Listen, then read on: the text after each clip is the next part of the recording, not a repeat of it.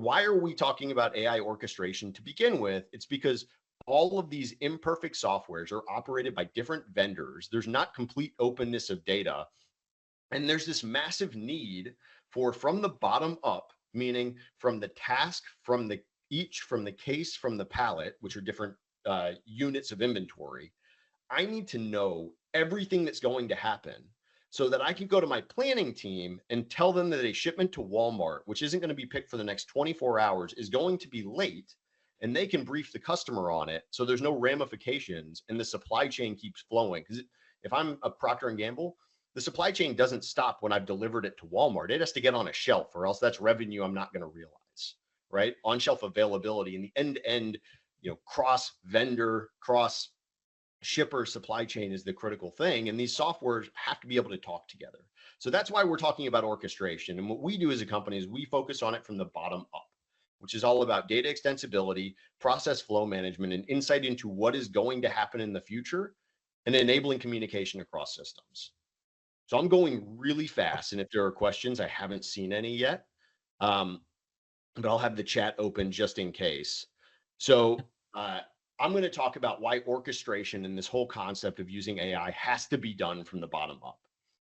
So I don't know if you can raise hands on here, but you can.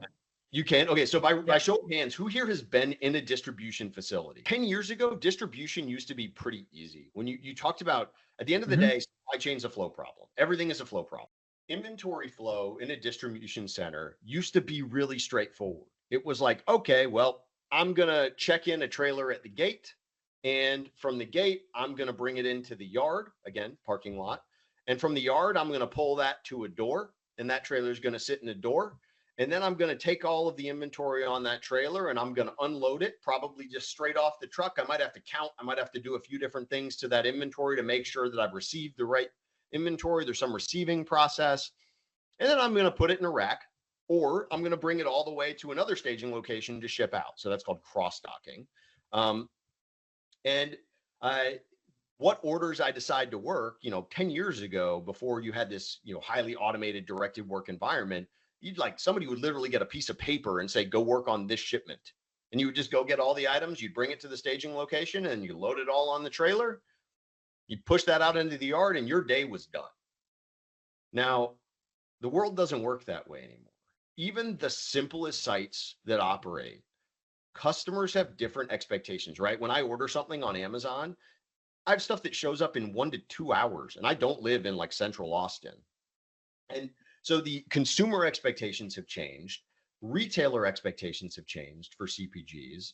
And so everybody is getting more demand pushed on them, not just in process flows they need to support into the building, but also how they ship SKUs to customers, right? You're seeing a lot more fulfillment and micro fulfillment, but even at a simple CPG site, you would have processes like Walmart orders in layers and cases because it's much easier for them to cross-dock to their stores when it comes into their network. And so you have to account for the fact you're no longer just pulling a pallet off a rack and putting it on a truck. You're pulling a pallet off a rack and you're bringing it to some finite number of slot case pick area where I need to pick orders, and case pick is literally you're building pallets.